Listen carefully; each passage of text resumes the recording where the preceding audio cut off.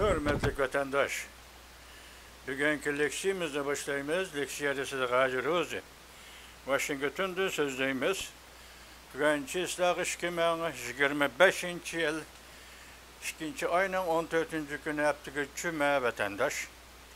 Tünün sözlüğü leksiyalarımız isanızda var. Bugün endişelerge sözleydiği leksiyamız. Bugünkü mavzu. Evvel mavzunu okuyutayla, en azından tahlil kılayla. Muavin Prezident Vance, Rusya. Eğer Ukrayna'nın ebedi müstakilliği kapalet kılışını red kılıdiken, Amerika belki harbi vasıta kullanılır. Bugün şu leksiyonu sizlerge sözleyimiz. Onundan avval hazır. Johnson Ceyna bugün işlige video filmide hazır Amerika Koşmuş Ştatları Rusya Federasyası'nın oturusundaki münasebet ciddi kituvatıdır dedi. Şundak bir sözünü etti. Eğer ben hata anlamagan bolsam, 1. ayının 13. gün Amerika Koşmuş Ştatları'nın Prezident Donald Trump şundak depti. Mesela Rusya'nı 7 devlet güruhuna teklif kılımız. 8 devlet güruhuydu. 2014 yılı 3. ayının 18. günü Rusya Federasyası Krimiye'ye tecavüz kılıp kirgendiği ki şu vaktki hükümet yani Prezident Obama şu yıldan başlap Rusya Federasyası'nın 8 devlet bulup G'arbdaki terakki tapkan devletler qatarına kirişini amelden kaldırıp hazırgıça G'arbdaki 7 devlet güruhu bulup şundan keyin 7 devlet güruhu bulup teşkillenip her yılı 7 devlet güruhu yığını içilip kelgen idi. Bugün endi Johnson Ceyna haberiga qarasak, hazır Amerika Qo'shma Shtatlarining prezidenti Donald Trump Rossiyani yana bir qatam 7 devlet güruhiga a'zo bo'lib kirishini, bu tashkilotni endi xalqaro qurilmani 8 devlet güruhiga yani o'zgartirishni tashabbus qildi vatandosh. Ondan ikinci bir alamet yani nima deseniz, bugün 14.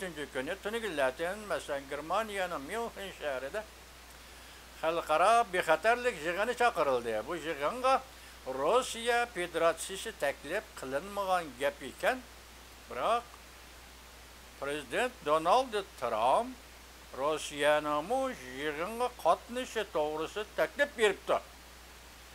Endi bu yig'inda Amerika Qo'shma Shtatlarining muavin prezidenti Vance bilan Ukraina prezidenti Zelenskiy ko'rishadigan gap. Endi 1. ayning 13. kuni shunday taklif berdi deydi Johnsonji. Amerika Qo'shma Shtatlarining prezidenti Donald Trump bu München'da ochiladigan yig'inga Rossiyaning vakilimi qatnashishi kerak dedi. İki mesele, biri 8 devlet güruhu meselesi, ikincisi Avrupa bexatarlik yig'iniga Rusya vakilining qatnaşmaslığı. Şu noktadan aytganda bu bir xil pozitsiya.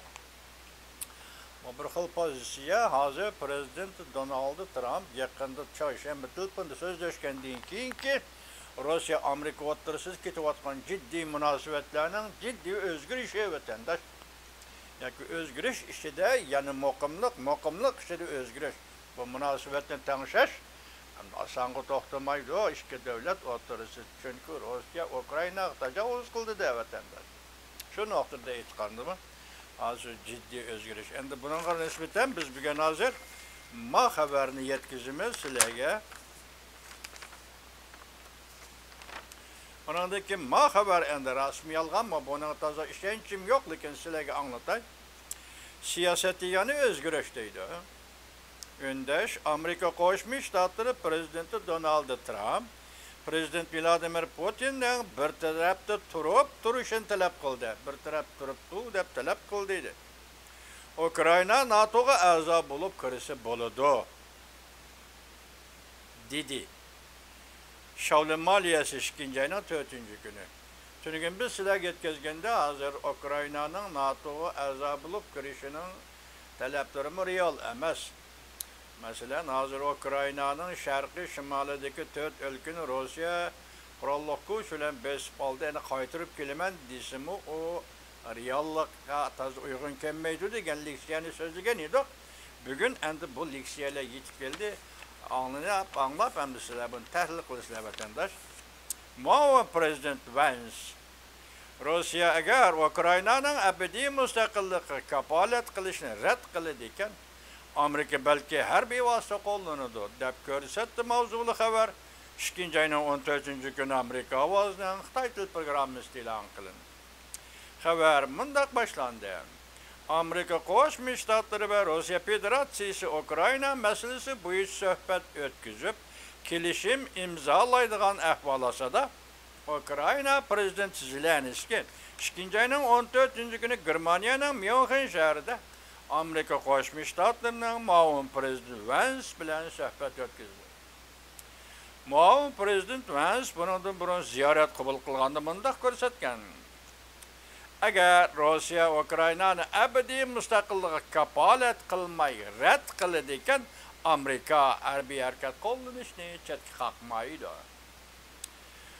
Myunxen bexatarlik yig'ini juma kuni boshlab ochildi. Juma kunidan boshlab ochildi. Myunxen bexatarlik yig'ini juma kunidan boshlab ochildi. Amerika Qo'shma Shtatlari muavin prezidenti Vance va Amerika Qo'shma Shtatlari davlat ishlar kotibi Marko Rubio yig'in qatnashdi va Ukraina prezidenti Zelenskiy bilan suhbat o'tkazdi.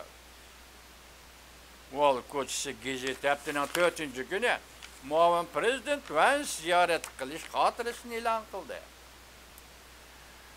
Muavin prezident Vance mundaq ko'rsatdi: agar Rossiya Federatsiyasi prezidenti Vladimir Putin Ukrainaning abadiy mustaqilligi bo'yicha imzolaydigan kelishimga kapolat qilishni xohlamaydigan bo'lsa, Amerika Rossiyani embargo qiladi yoki harbiy harakat qo'llanishni chetga qoqmaydi.